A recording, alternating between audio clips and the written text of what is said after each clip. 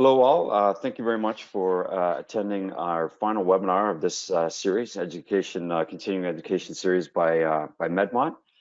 I would like to thank, of course, Randy Kojima, who is going to be moderating this event. I'd also like to thank Dr. Metapors Rameston and also Nikki Sore. I would also like to say thank you to our co-sponsors. That would be our good friends from Nidec USA, iVinci from the Netherlands, number 7 contact lenses from the UK, Medcornea from Russia, CooperVision Soflex from Israel, of course, Belgian Optical Supply, who is with us now, Nikki, and Conlens, of course, Meta, and Belosa from Austria. Thank you very much again for all attending, and over to you, Randy. I appreciate everything that you're doing for us as well, too. Well, thank you, everybody, for logging in to be with us today. And on behalf of myself and the panel and Medmont, we really appreciate you being with us. And we hope this session will be dynamic and that we'll be able to cover a wide range of topics. Now, this session has been put together or basically it's been constructed based on questions that all of you have asked in the previous sessions over the past month. So we'll begin with the first question, and that was, how does the patient position fixation change to capture a visual or geometric axis capture? So is there a difference in how you manipulate patient position or patient fixation? How do you do the two different captures? So Meta, would you get us started with your thoughts on how these two very different types of captures are taken? So for the visual axis capture, this is what we would normally consider as the normal capture, where the patient fixates on the target and the topographer. For the geometric capture, you will have to instruct the patient to change fixation a little bit. It must be ring by ring until the placido rings are centered well on the cornea. It would probably often be just 1 or 2 rings nasally, probably. So this will allow you to do the geometric capture. Great, thank you, Meta. So as far as patient position goes, the position of the nose, the position of the chin, whether it's straight on or to the right or left, does that change at all when you're doing a visual axis or a geometric capture? No matter. Speaking purely about head position, not eye position. I would prefer the patient to have the most normal position, but sometimes we need to adjust a little bit because of the nose, or if someone has a very big bones in the top of over the eye, so as they must be sitting as normal as possible when you do the capture. The deep set eye is a challenge with any topography, isn't it? And moving the nose away from the instrument is always helpful for any capture, whether it's visual axis or geometric, correct? Yes, agree. Yeah. You'll often have to, with the Medmont, often have to put the chin a bit forward as well to tilt the head slightly backwards. Excellent. Yeah, that's a good point. So as Meta said, just in case that it isn't 100% clear, and this is a very difficult concept for many, it's visual axis is the normal position of fixation. The patient is just looking right down the axis of the instrument at that central ring, just as Meta described. However, to take a geometric capture, you're trying to move the placido off the nasal side. You're trying to better center it laterally. So as Meta said, you want to move the fixation 1, 2, maybe a few rings more toward the nasal side. So the patient is looking into the nose to move the placido out. And that's the major difference between the visual axis capture and geometric. So visual axis, right down the center, right at that central ring. Geometric, we're looking slightly in to push the placido reflection so it's geometrically centered to the eye. Meta, your thoughts on using this? How often do you use a visual axis and geometric capture, and for what applications do you use these two? I would always begin with doing the visual axis capture, and normally I will use the geometric axis capture in those cases where I find there seems to be a huge decentration of the placido rings. But the system and the topographer calculates the image based on a geometric capture. So the topographer thinks that we are doing a geometric capture every time. So if the capture is too decentered doing the visual axis capture, there might be induced some errors, mainly in the periphery, and we want to avoid that, of course. If we do Orthok, it might it can give us some problems when we do the subtractive maps later on. Boy, it's such a good point that if we're trying to build a contact lens that we want centered, why would we want our placido skewed toward the nasal side? It makes perfect sense. Nikki, your thoughts on whether you use visual axis and geometric? Is this something you include in your work? Well, visual axis is a standard capture mode, but as you said, for contact lenses, it's important that you have a centered measurement, because it's there where you're designing your lens or fitting your lens, and you want your lens to be as centered as possible. So the geometric axis is very important to capture for designing your contact lens. I asked John Mountford this question, and John Mountford I consider as the godfather of topography. He's certainly my mentor in topography, and he said the visual axis is what the patient looks through. So of course it matters a great deal. But as we all discussed, if we're trying to build a rigid contact lens, it makes sense to use the topography that's geometrically centered. Well, thanks everybody. Here's another question that comes up with great frequency all around the world. During topography capture, do you use eye drops routinely? Do you always do that in dry eye patients, as an example? So Nikki, could you take us through your thoughts related to using preservative-free artificial tear or any kind of eye drop? Yes, thank you, Randy. It's a question as a distributor and a trainer we get a lot. So what we hear in the market is some people always use eye drops. Sometimes people only use eye drops in dry eye. Personally, I'm in favor of only using drops in a dry eye because it tells a lot about the eye itself and the tear quality. If you're just taking a measurement without eye drops, you should have a good quality image. If you're not having a good quality image at that point, it tells you that there's an issue with the tear film quality, because right before you take the capture, you ask the patient to blink. So you have a nice surface to take the measurement. So while not using an eye drop, I already have an idea about the tear quality.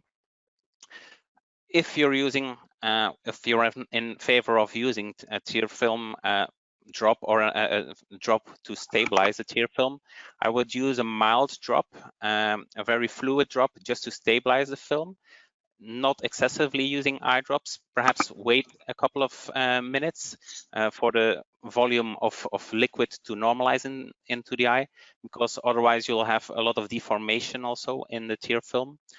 Watch out also for additional tear meniscus below, which will influence perhaps the image as well.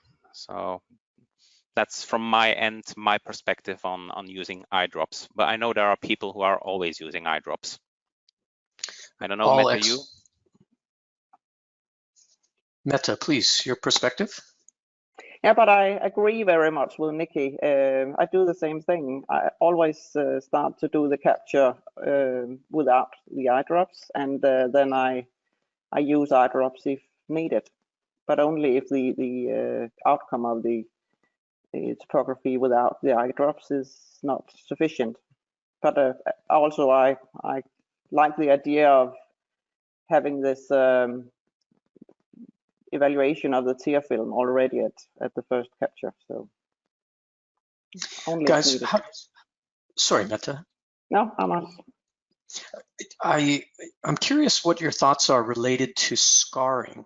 Now, if you've got a patient with a central cone that is fairly scarred and the ring reflection is similar to a dry eye patient where it won't smooth out, I'm curious of your thoughts, how you might address that, especially when it's those central rings. Nikki, your thoughts about scarring? In case of scarring or very hard to capture eyes, we often use a daily disposable lens, low power, as you mentioned during one of the sessions, and this is also something we do. That's in case of very hard eyes. I haven't really used drops to resolve this issue. So I don't know Mette? if you, Mette? Yeah, but I think it's a very good idea with the soft, thin lens that will at least give us a topography we can go on with. But of course, keep in mind that it might change the image a tiny little bit. Makes sense. Well, thanks, guys.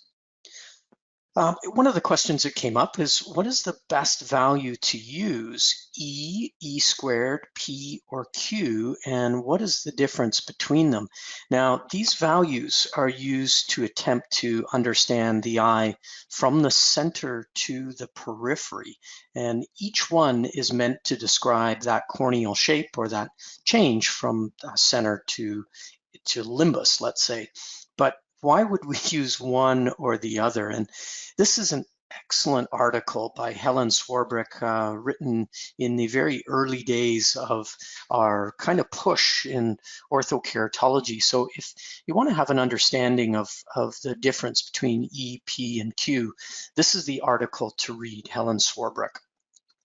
Now, eccentricity describes how the eye will change from the center here or here, and how it flattens as you go toward the periphery.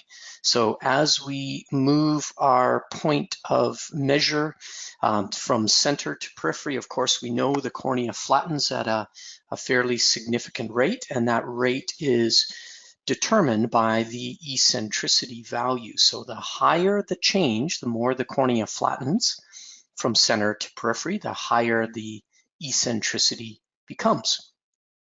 Now, a normal, non-surgical, disease-free eye will generally be a prolate shape, steepest in the center, flattest toward the periphery.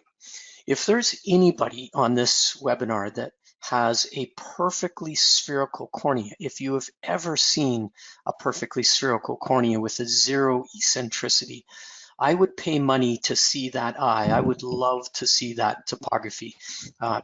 At least in the thousands of patients I've seen, I've never seen one that's perfectly spherical. But if we go the opposite direction to the prolate, of course, we have the oblate, where it's flattest in the center, steepest toward the periphery. And eccentricity wasn't designed to describe the oblate eye. So that's a limitation of using E-value. So these are the various formulas, not that anybody is really interested in that, but what is valuable is in Helen Swarbrick's article, she showed to us where sphere lies. So for eccentricity, a perfectly spherical eye would be a zero eccentricity, and the E-value can describe the cornea as being a degree of or a magnitude of prolate. E squared can describe the prolate eye as well as the oblate eye, with zero being a sphere. So this is helpful because if you're trying to appreciate how oblate is a post-LASIK patient, you can use the E squared value.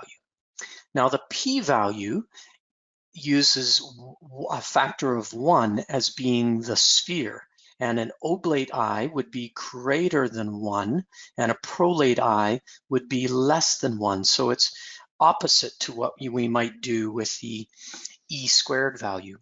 Then finally, Q, or asphericity, looks at 0 being the sphere, and a oblate eye is going up in value, and a prolate eye is going negative.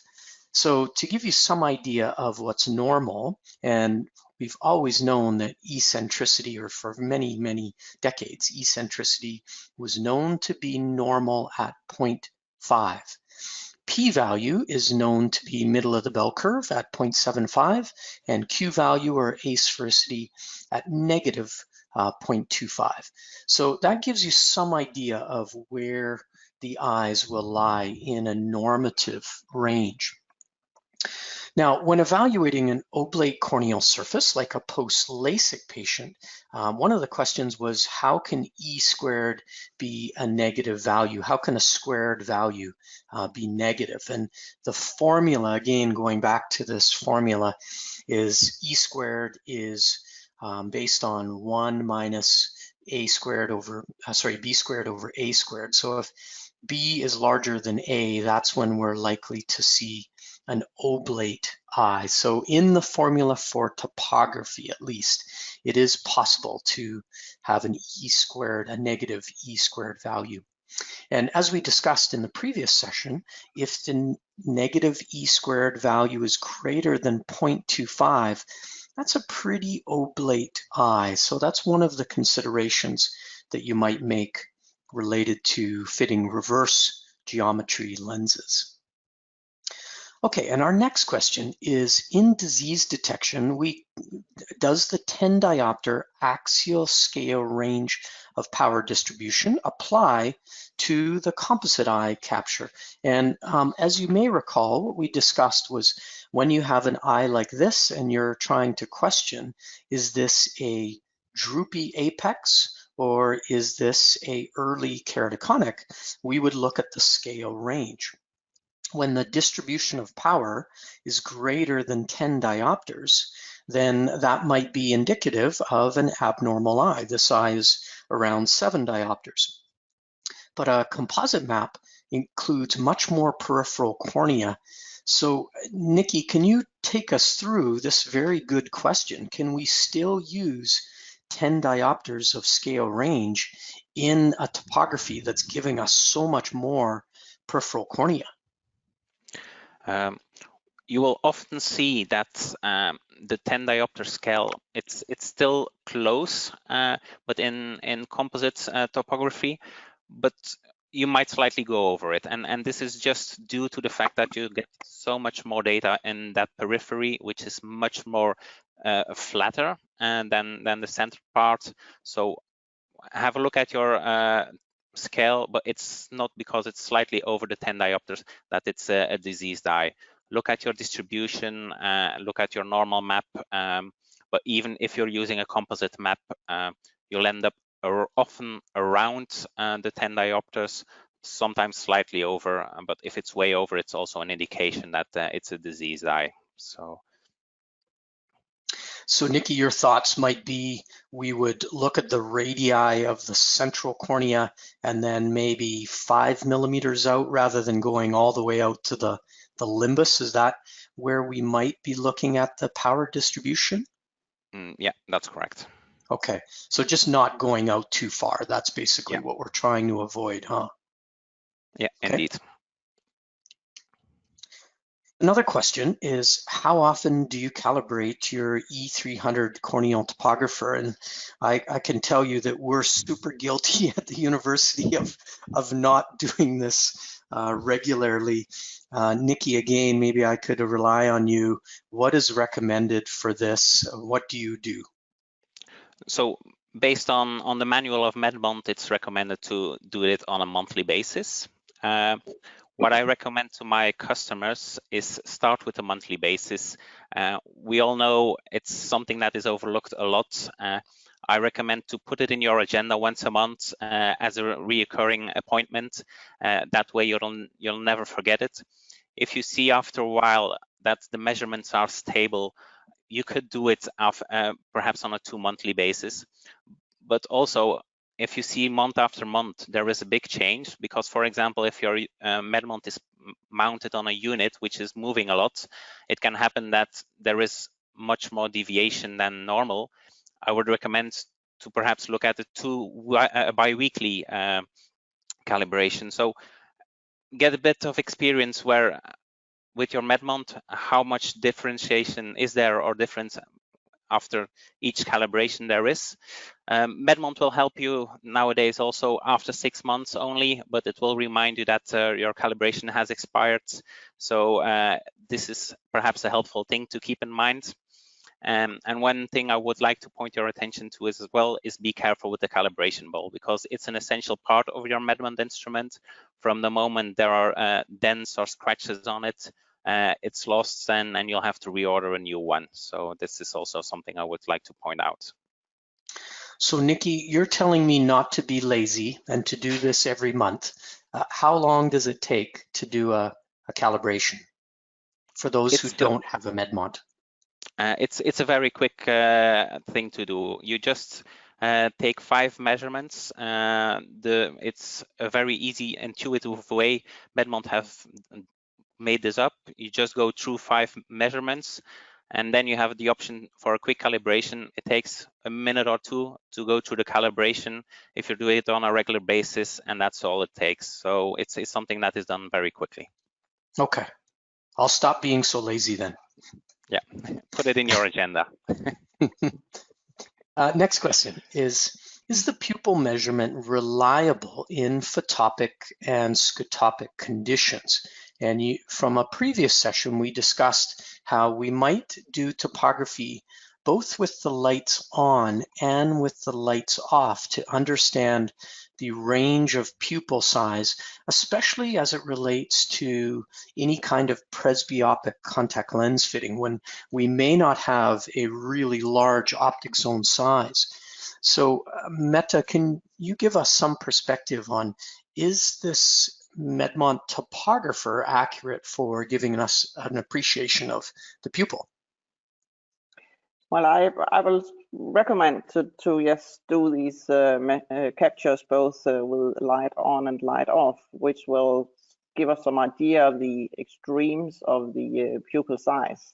However, I will be more rely on the measurement with the light off than the light on, because the amount of light in the different examinations rooms can vary a lot, and that of course will affect the size of the pupil. So I will likely think that in real light, like the pupil might tend to be a bit smaller in reality than what we see in the measurement. Meta, how do you use Medmont's pupil diameter? How is this used in your practice? So what I use it for, or how I? Yes.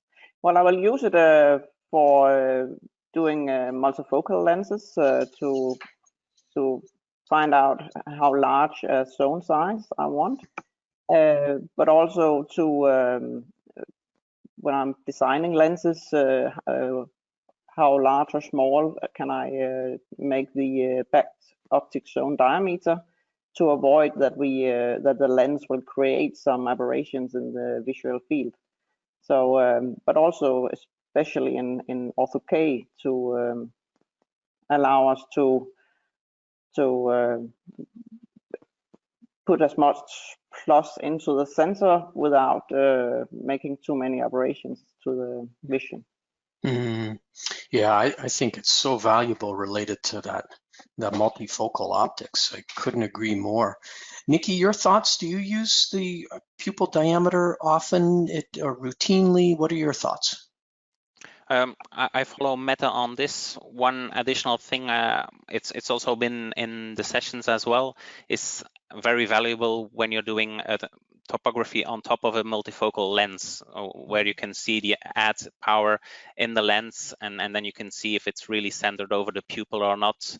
And this will give also a good indication if you're having a reliable fit or will achieve good visual quality with that multifocal lens, or if you'll have to change to another lens, for example. Yeah, thank you guys. Here's our next question.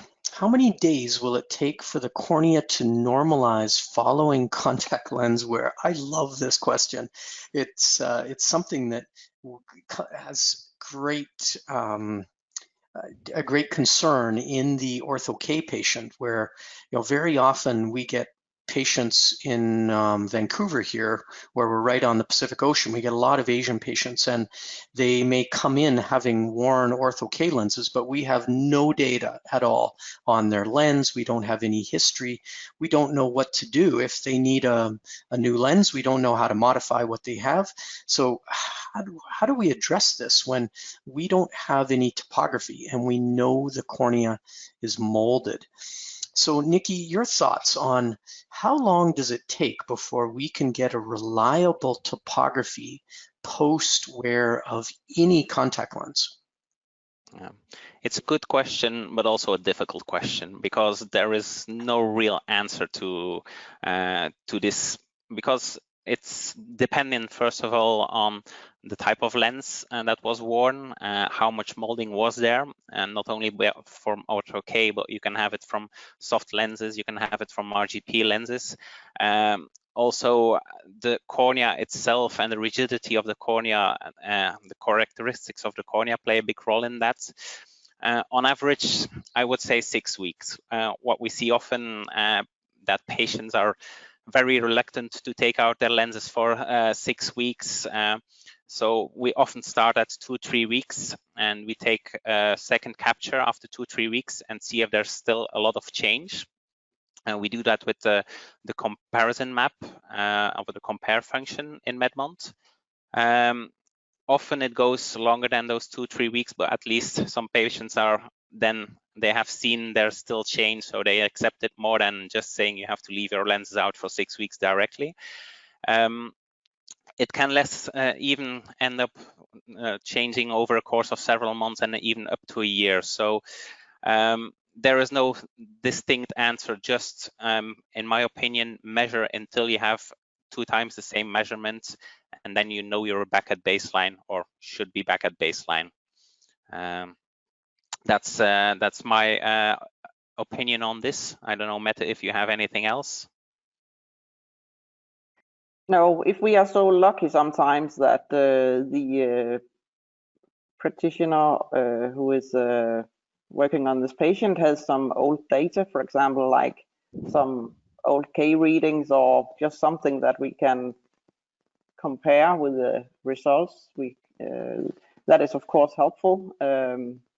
But yes, there's nothing else to do than just to wait until you can do 2 similar captures with some days between. But you really can get surprised on how long time it can take before the cornea is normal. I added the slides. Yeah, this was a patient who inversed a right and left rigid lens, and it took nearly about 3 months before I had quite a stable measurement. So this person came back several times for measurements, but as long as you're seeing massive changes, it doesn't make sense to start fitting a lens, because you'll end up doing refits and losing time and also money. So it's better to wait to have a stable result in your cornea before attempting to start a new fit. Makes perfect sense.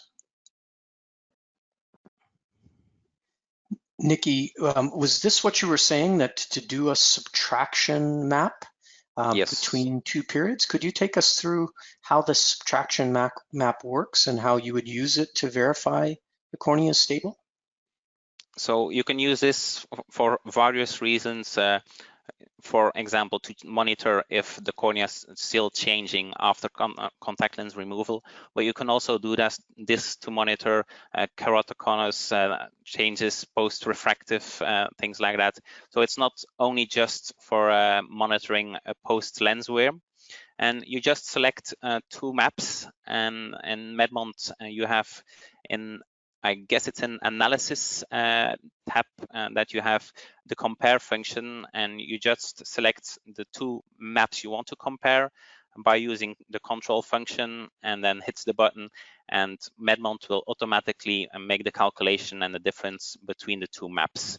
You can do that in both axial maps, tangential maps, refractive maps. So Medmont lets you do a lot of different subtractive maps on this. One point I want to make is also look at your scale, because depending on what you're looking at, down below you have the option to change the scale, and sometimes you need to make a different or use a different scale to have some more detail in your map, and that's what is Randy pointing out below. So, and this That's was a very also good point. addressed. Yeah, that was addressed during one of the sessions as well. That's a very good point. I mean, here a plus 10 to minus 10 scale shows very obviously that there are changes this cornea is going through. But if it were small changes and not large like these ones, we would need a tighter scale. So it's a very good point, Nikki. I had a pair of sisters that I didn't fit. They were fit at 16 years ago, and then they came to me because they were struggling as adults with their vision, especially at night when they were driving. So they had worn Ortho-K since they were kids, but now the aberrations are beginning to bother them, and so they needed a refit, and I didn't have any data. And we did something like this that Nikki was recommending from a month to month, and we would compare last month to this month and see if there was a difference. If it was green, then we knew that the eye wasn't moving, at least between those 2 visits. If the eye is showing yellow, as Nikki is shown here, or blue, that eye is still moving. And in both those cases, it took 8 months for the one sister and 11 months for the other sister before the eye took on a normal shape and before we were seeing green on the subtractive map between visits. So that was a long time, almost a year for those eyes to normalize. And I think as the group is communicating, it's really difficult to say from one patient to the next the length of time that it's going to be for normalization. It's really hard to define. Now, a great question is, could we use the height map or some type of sagittal depth to fit soft lenses constructed based on sagittal depth? And boy, what a cool question, because we do this so often with scleral. We do this with all of our rigid lenses. Can we do this with soft lenses? Nikki, tell us your thoughts. So indeed, we see new designs coming out on soft lenses who are based on sagittal depth. And for Medmont, the option is yes, because Medmont lets you calculate the different ways, the sagittal depth for the cornea. So one thing to point out is talk to your lab and find out at what chord diameter you need the sagittal height to be determined for that type of contact lens you want to fit. Medmont offers you the option to go to the details option in analysis. You click on that button, and then you can do that with one map or even several maps. And Medmont will give you the weighted average height at the chord diameter that you are indicated. And this is limited to normally the diameter of measurement. So as long as you have data, up to 9 or 10 millimeters of data, you will be able to have the value of the weighted average height.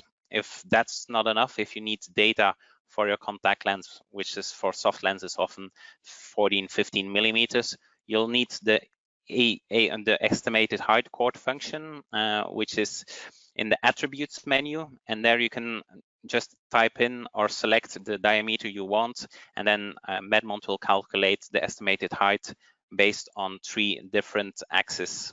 So This is important to know at what diameter you need the data from for your contact lens, and then you can use the data from your Medmont to calculate your soft lens. So you're seeing a shift in soft lens labeling now. Nikki, you were saying that some of the soft lenses are labeling their lens according to sagittal depth? I've seen some of them, not much, not in the major brands, but some specialty lenses start to label.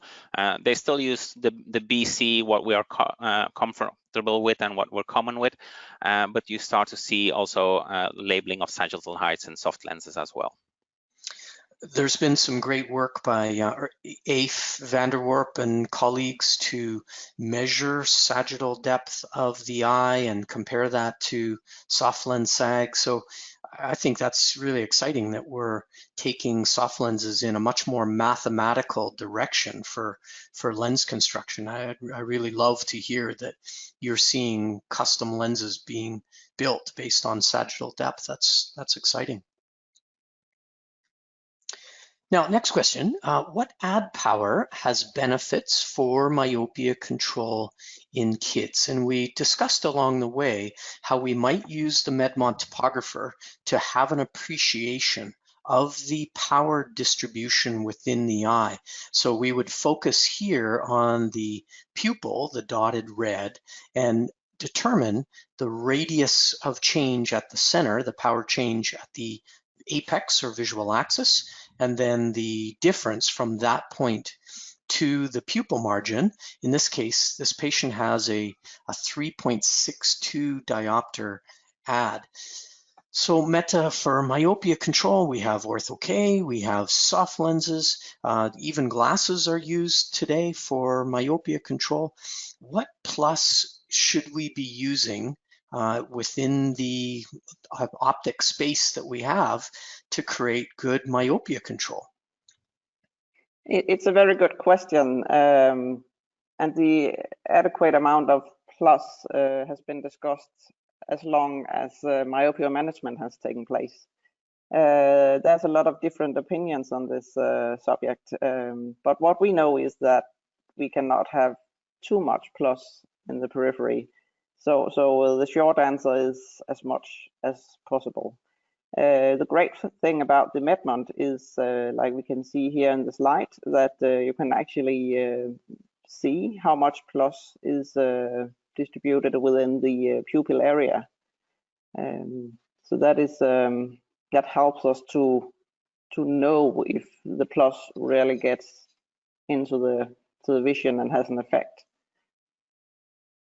Meta, if we were to provide this particular treatment to a patient and the aberrations were too high, if the patient visually wasn't getting good quality of vision, then what? And let's presume it's Orthok, or let's presume we've given a soft lens to a myopia control patient and we had a 3.5 diopter add, aberrations too high, patient can't manage it, then what do you do? It's a balance, because yes, we want as much plus as possible in there, but yes, it also can give some problems, add some problems to the vision, and those problems tends to be worse the older the patient is. But there are different options. Of course, you can choose between different products, like you can use a soft lens myopia control lens, or you can do Orthok. So there's it's possible to change the treatment. But if it's Orthok and we have this problem, I would try to make the treatment zone a little bit larger to see if this could solve the problem and still keep the myopia controlled. Yeah, just finding that balance of the right treatment zone size with enough aberration to slow down the eye growth. Yes. Yeah, that makes good sense. But it can be a problem if the patient has very large pupils. Sometimes it can be a tough problem, yes. And we certainly see that in the adults, don't we? That when we do Ortho-K on an adult with a big pupil, the aberrations are often too much to manage. Yes, and especially for driving at nights and things like that, which children hopefully doesn't. This study kind of works to answer this question that was published in the Journal of Ophthalmology, looking at 130 myopic children. And in their findings, they found that if there was a big power shift in the earliest days of the treatment, so at month 1, month 3, and so on, that the bigger this power shift from the foveal change to the peripheral corneal change, the bigger the, let's call it ad, or the higher the spherical aberration, the better the myopia control. If the power shift in the earliest evaluations showed very little shift between the centermost minus and the pupil border, then that might be predictive that the myopia controlling effect may not be as strong. So the more power shift that you can create, the bigger the ad power, the better it is. And as Meta said, that if we push too much and the patient can't visually handle it, then we have to back it off somehow so that the aberrations are still there to slow down eye growth, but that the aberrations aren't so high that it hinders visual quality. Now, along the lines of Ortho-K, this practitioner wrote in, I was taught that the refractive subtractive map was preferable to the axial. What is the difference? So Meta, can you help us out here on this question? Yes, the axial map is based on the corneal power in relation to the visual axis. And the refractive map is based on the corneal power point by point, so in any specific point. The 2 points is really very similar. So practically, it doesn't make a big difference which one is used. If we should look at the differences, the axial might overestimate the treatment zone a tiny little bit, where the refractive map shows the real or more ideal treatment zone. But again, it's very, very little difference. Personally, I always use the axial map for power evaluation. And I couldn't agree more. I started by using all 3 of them, and now I've basically dropped the refractive power map just for the axial, just like you, Meta. You know, here when we look at an axial subtraction, here's before Ortho-K, here's after Ortho-K, here's the difference. And just, if you can, remember what this blue treatment zone looks like. And we'll compare that to the refractive power map. One thing that we might draw your attention to is, the astigmatism and its appearance. You notice with the rule cornea, you notice a fairly apical astigmatism. The second map that we often use, and a lot of practitioners actually rely on this more than anything else, and I feel that's a mistake. I think that we should use all of the maps, but here you notice in the tangential map, it becomes very obvious where that reservoir is, where that pull force on the epithelium is. Then this map tells us about lens position. Lastly, refractive map, you notice the blue treatment zone looks very similar to that axial map, as Meta said.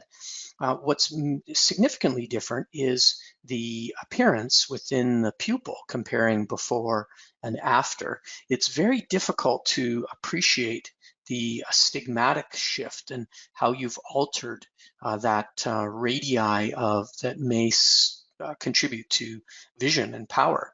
So when you compare, here's your axial, here's your refractive. Clearly the tangential is very different from both. But if you look at the subtractive side, as Meta said, they're virtually identical.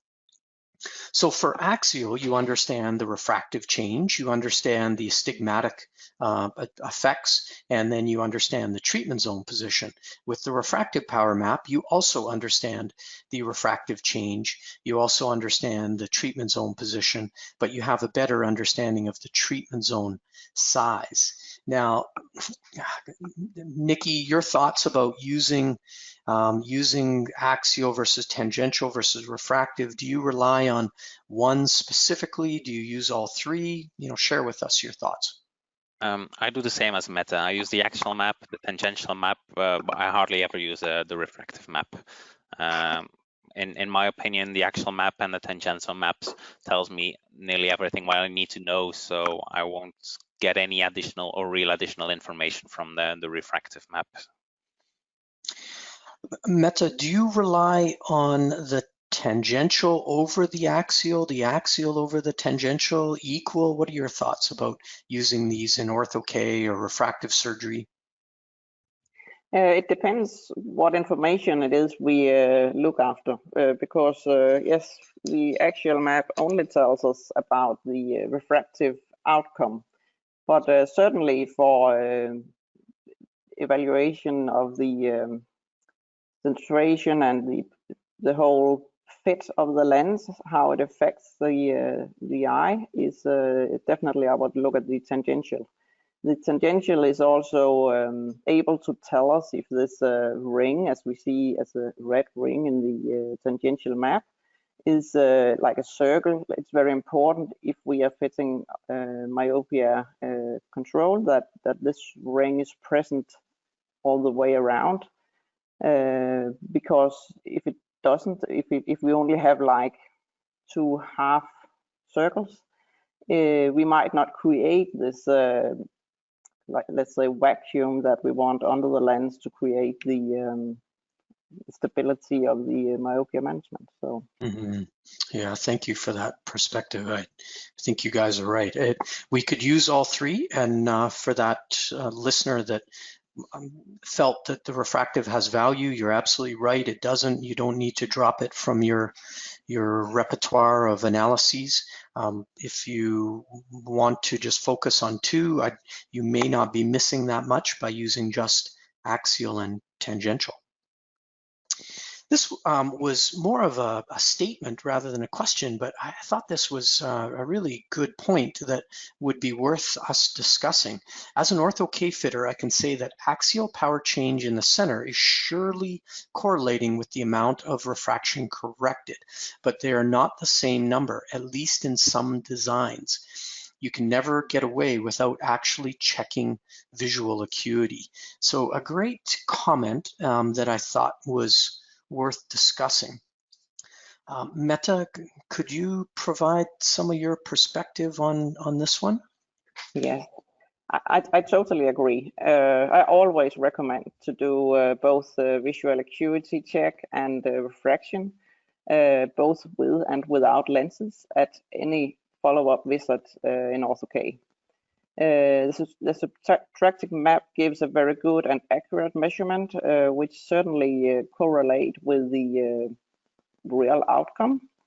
But because the cornea is not completely spherical, or there will be power variations within the map, and due to that, it's very important to do the power and visual acuity, or the refraction and visual acuity also, and putting those data together will also help us to know if everything is all right, because if our refraction tells us something completely different than the topography, we know we have to look carefully for because then something is not correct.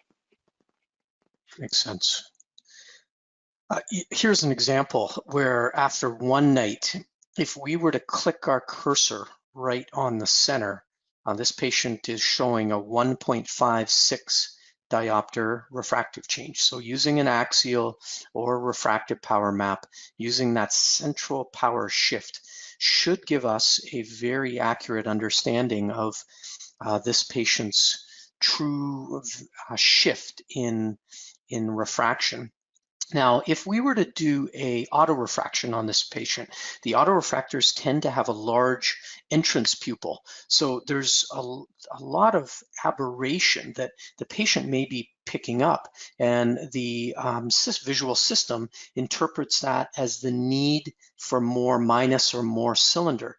So the reason why we might suggest using the axial central power change in the early days of Ortho-K is because refractively the patients will tend to want to, let's call it, eat up the minus. So you may find that the axial visual axis change, it gives you a really good idea of if you need to push more or less power.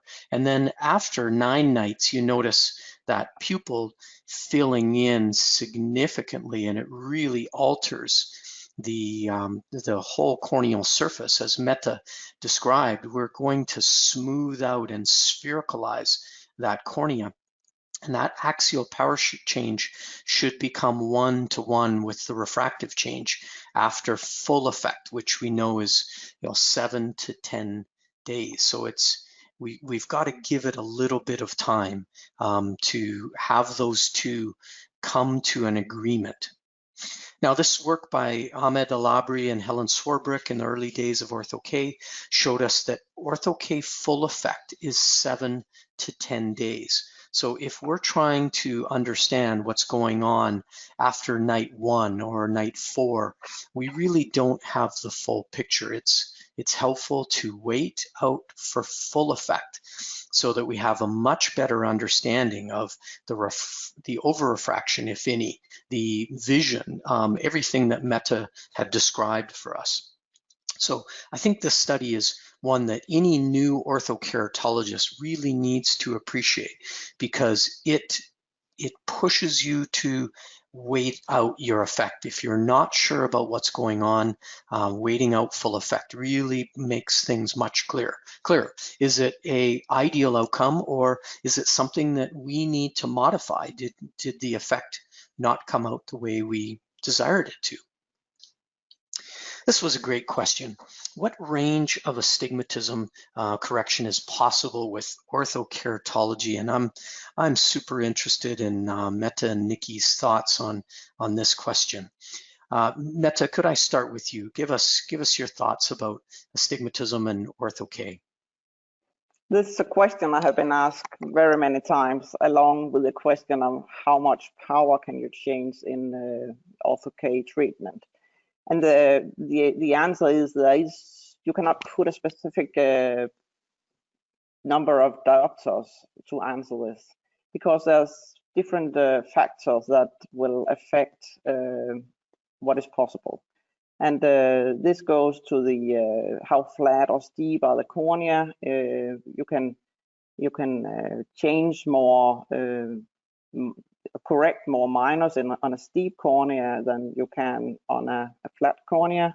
And it also depends a lot of the relationship between the refraction and the corneal astigmatism. If the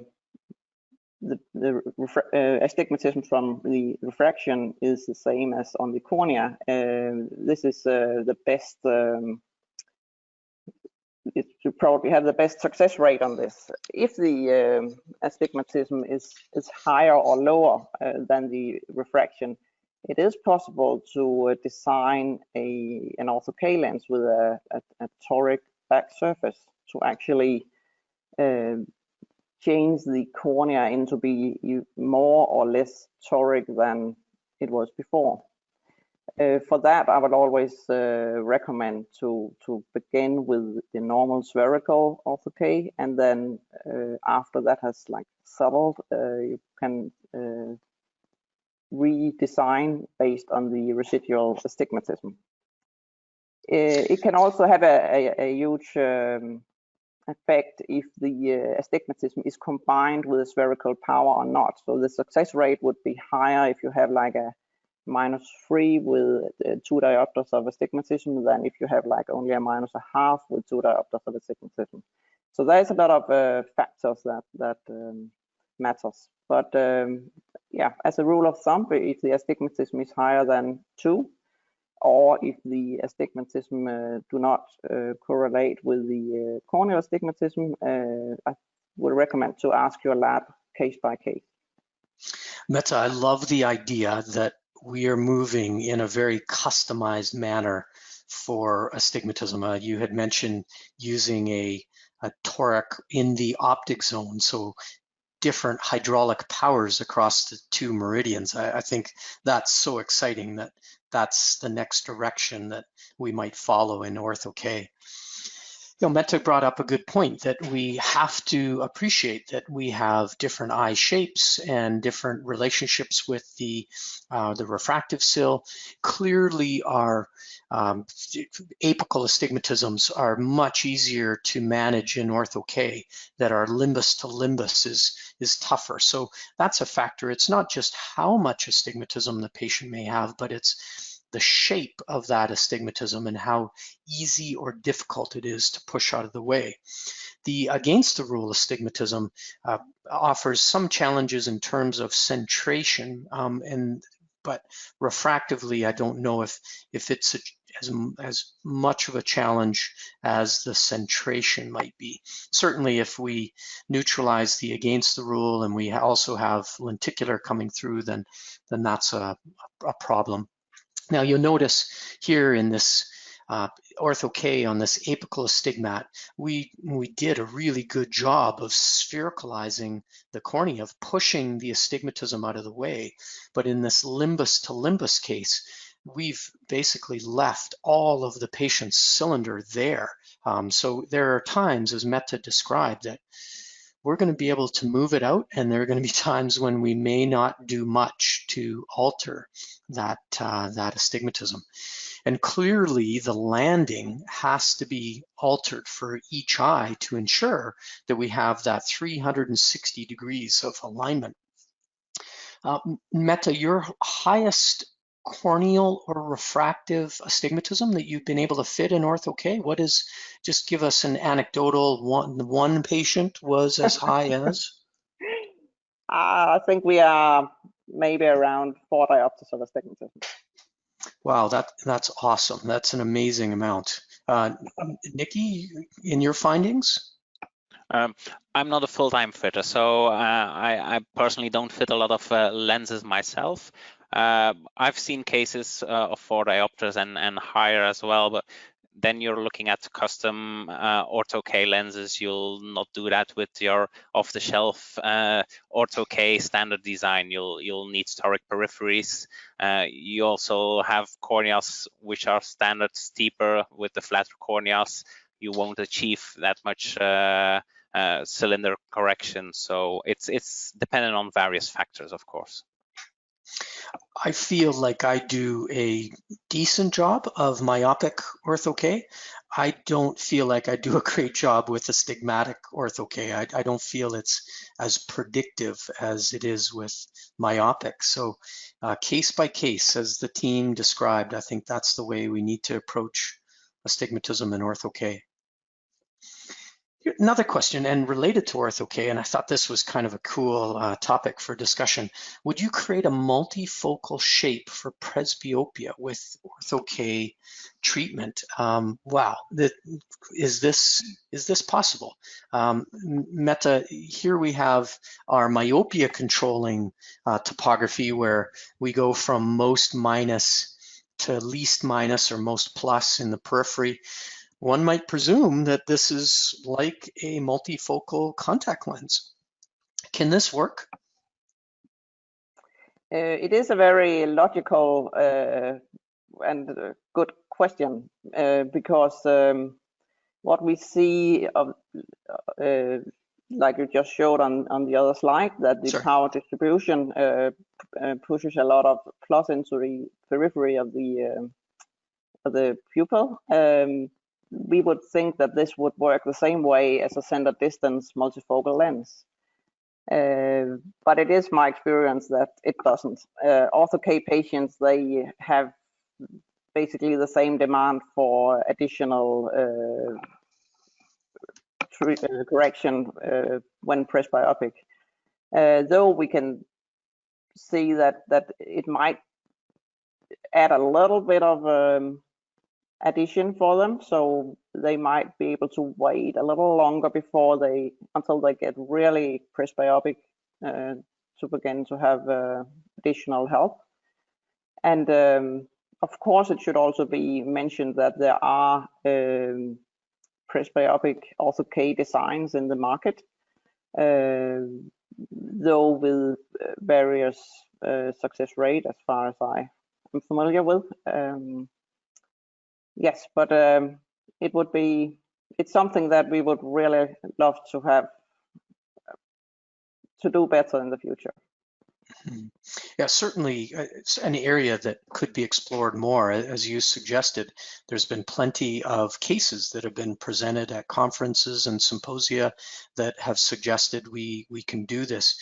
I wonder if it's a case-by-case basis. As we know, in myopia control, we want to give the kids the small treatment zone to have the big plus power shift and the high aberrations that will slow down eye growth. Whereas with the large treatment zone, we have a lower plus power shift, we have a lower amount of aberration. So if we're trying to give a patient a high ad within the pupil, we're increasing the aberration. So while we might provide better multifocality, are we increasing the high order aberration such that the two are kind of neutralizing each other and we don't have a really great visual gain? Anyway, that was one consideration, but an exciting area certainly for orthokeratology. This was a question: when measuring the sagittal differential of the flat and steep meridian, what chord diameter do you use? And here you see a slide that we presented previously where we measured the flat, we measured the steep, we found the difference was 33 microns between those two meridians, and we suggested that around 30 microns or greater, that's where you would use a toric rigid contact lens, a toric Ortho-K lens, anything corneal and rigid, that is the threshold that appears to benefit from a toric. So what chord diameter should we be using for this measure? Nikki, could you give us your thoughts on how we should approach this? Of course, it all depends on the lens design and the lens diameter you're using. So perhaps a good idea is to ask your lab if they can provide you with their suggestion at what diameter you should be taking that measurement. But on average, we could say take half to 1 millimeter less than the lens diameter you're using. So it all depends where your lens in the end is landing on the cornea. So if you're having a large lens with a small optical zone, that will be a totally different situation than a large lens with a large optic zone. So look at the lens design and where it's landing on the cornea. I think that's such a good point, is we often think about the lens diameter, but Nikki, as you said, we want the chord of landing. We want, where does it touch itself down on the eye surface? So it makes sense to use that point of greatest bearing, and that's excellent recommendation for fitting rigid lenses and using sagittal depth. Along the lines of sagittal depth, can we measure the sag differential at 10 millimeters instead of at 8 millimeters? In the work that we shared in previous webinars, it was all based on 8 millimeters, and that's because the Ortho-K alignment zone typically begins at 8 millimeters. But what if we're fitting a larger diameter of lens? Could we use 10? Nikki, could you take us through this? So we talked about calculating the sag previously when we talked on soft lenses. This is the same thing. So we have with Medmont two options, the details analysis, and this will give you up to data up to the moment you have the measurement data. So if you have data up to 9 or 10 millimeters, you will be able to use the detailed analysis function. If you need data or sagittal height beyond that, you will need to use the estimated height chord function. This is from 9 millimeters up. You can calculate sagittal height at 13, 14, any diameter you want. which is useful for fitting the contact lens you're using. So this window, Nikki, take us through. So this is the window you see when you use the details function. So there you have quick buttons to use the flat and the steep meridian. And then you have, besides that, to your right, the chord diameter that you can set at the distance you want. And then below you see the weighted average height, which is a sagittal height calculated based on the values of your measurements. You can do that on one measurement, or if you select multiple measurements, for example, if it's a challenging eye and you're not sure about your measurement, you can combine, select several measurements, and you can even have the average of that several measurements, so of the weighted average height. So that is based on the details function. Okay, thank you. One of the questions that came up was that more a comment than a question, was that the Medmont tends to overestimate the eccentricity. This particular practitioner felt that the E value in Medmont was too high. And I thought it might be worth addressing that because it's a very good point. When you look at your analysis window here, your attribute window, this E value is measured over a chord of 9.35 millimeters. It's a fixed number, but you can adjust this value.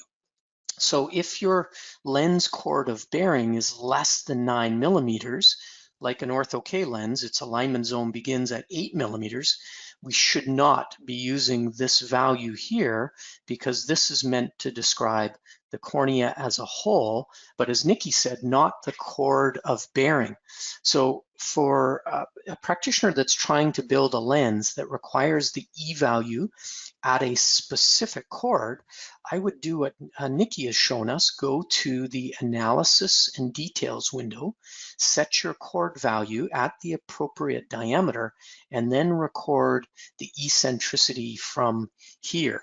And I can tell you I've used this particular method of setting the chord at the specific chord measure of the lens, collected the eccentricity. And the Hong Kong Polytechnic study that was just published by Kiki Tan and Pauline Cho, I'm sure all of you know Pauline Cho's name in Orthok, they had a 95% first fit success using this E value over an 8 millimeter chord. So I find it hard to believe because there's numerous studies that show the lenses built from Medmont topographies are highly accurate with high first fit success. So if there was an overestimation, I wonder if it's related to using this value here, because the Orthok studies that have been coming out seem to suggest that Medmont is highly accurate. Last major topic was, what is the difference in corneal scleral shape around the circumference of the eye, nasal, temporal, superior, and inferior? And this early work by our group at Pacific University showed that OCT was able to give us a really good appreciation of these angles that form around the peripheral cornea at 10 millimeters, and they run right out to approximately 10 millimeters across the anterior chamber. So we get these angles that form where the cornea may not be described as a curved shape, but more so as a tangential shape. And this has been well documented. And I'm sure everybody has seen this slide that my colleague Pat Caroline put together. Now, what was interesting from this work was if you look at the angle differential at around a 10 millimeter chord into, a 15 millimeter chord into 10 millimeters, the eye has approximately 1.7 degrees of differential all the way around the clock. So if we land a lens close to 15 millimeters, the eye doesn't have a lot of scleral asymmetry. If you move out to a 20 millimeter chord of bearing and take that angle down to 15 millimeters, then you have approximately a 6.6 degree differential all the way around the clock. So what does this tell us? The closer we are to the limbus, the more symmetric the eye shape. The farther we are away from the limbus, the more asymmetric or toric the eye shape. The findings were generally that the nasal aspect had the flattest of the radiuses. Now, this work by Marcus Ritzman, who did this also at Pacific University, he's based in Europe, had come over to our school to do his master's thesis, and he did a really comprehensive understanding of the shape, the elevation, the angles of the eye at various chord diameters. And what he found was that, again, the closer we are to the limbus, the less asymmetry we have around the clock. The farther away we go away from the limbus, the more asymmetry we have around the clock. Generally, the inferior cornea had the greatest drop in elevation. So the inferior, sclera. And that might suggest why our lenses tend to want to fall temporal inferior, because that's where the elevation of the eye is so low in this direction here. And maybe assuming that a scleral lens may ideally center is not something that we can presume is likely for most eyes. Certainly it does happen, but for most eyes, we shouldn't expect that. So the highest elevations are nasal superior through this quadrant here, and that may be pushing the lens toward the lowest elevations, which tend to be temporal inferior. And then we also have lid force and gravity that plays a role as well. So what Medmont can do is it can understand the corneal sagittal depth and the scleral angle. And I think it does a very good job of that across the horizontal meridian. And that's been found by numerous studies, both in Europe and in North America. But I don't know if the Medmont topographer can give us a really good appreciation of the type of shape the scleral has. I think it gives us a good understanding of the predicted depth that we might need, but trying to use it to say, yes, we definitely have an asymmetric scleral shape or a symmetric scleral shape, I think that's asking a lot of the instrument. So I wanted to ask the panel, do you use, or how do you use the Medmont topographer related to scleral lenses? It of course is a corneal topographer, not a scleral topographer. Meta, could I begin with you? What are your thoughts on, do you use this tool in scleral practice, or is it not helpful? I certainly do, and I use it as shown in the slide, that we measure the height in 10 millimeters, and then we can add up to the diameter where we know that this scleral lens we want to fit is landing. So this will give us a very, very good idea of which trial lens we will begin with, and very often it's very accurate. Nikki, your thoughts? Do you use corneal topography? Do you use the Medmont for scleral lenses? Yeah, as Meta said, it saves you a lot of time just to determine the first initial trial lens you'll put on the eye. It very accurately, or at least very closely, determines the sagittal height, and then it's just very easy to determine the sagittal height of your first initial lens, and it saves you a lot of time of fitting trial lenses from your trial set, otherwise putting lenses on and seeing it's too deep, it's too shallow, and this way you save just an enormous amount of time. It's nice to put one diagnostic lens on if possible, isn't it? Yeah. One of the questions was, will there be a webinar on how to use the contact lens fitting software? And it's likely that that's something that we'll be offering in the future. However, right now you can go to the Medmont website, and there are numerous videos related to fitting of conventional GPs, toric GPs, keratoconus, scleral lenses. So there are some great educational tools, all relatively short, that will address how you use this contact lens software.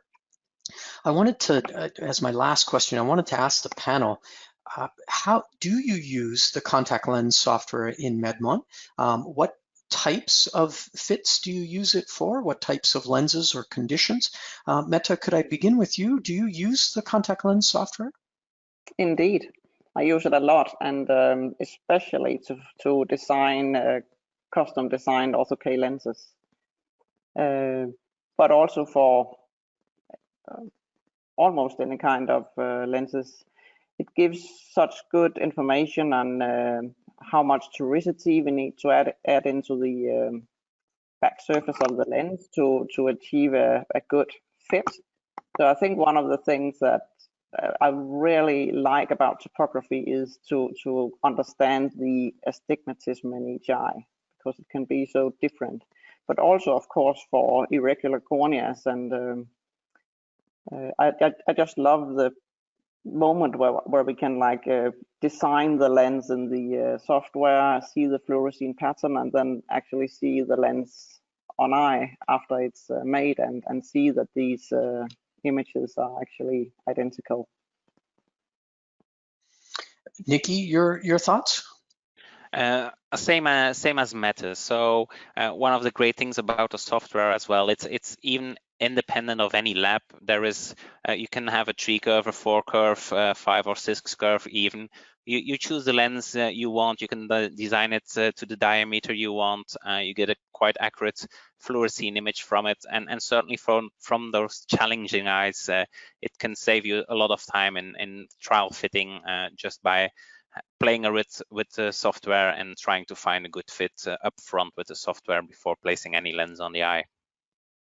Oh, I think such great points. Isn't it nice to fit a lens in a virtual world before we take a trial lens out of the case, clean it, take all that time to make sure it's going to go on eye and be wettable, then place it on, find it's completely off in base curve or diameter, then take that lens off, clean another lens. It's not very efficient, and being able to model the fluorescein pattern before we place that lens on helps us to be so much more efficient. I love the contact lens software. It's my favorite part of using the Medmont.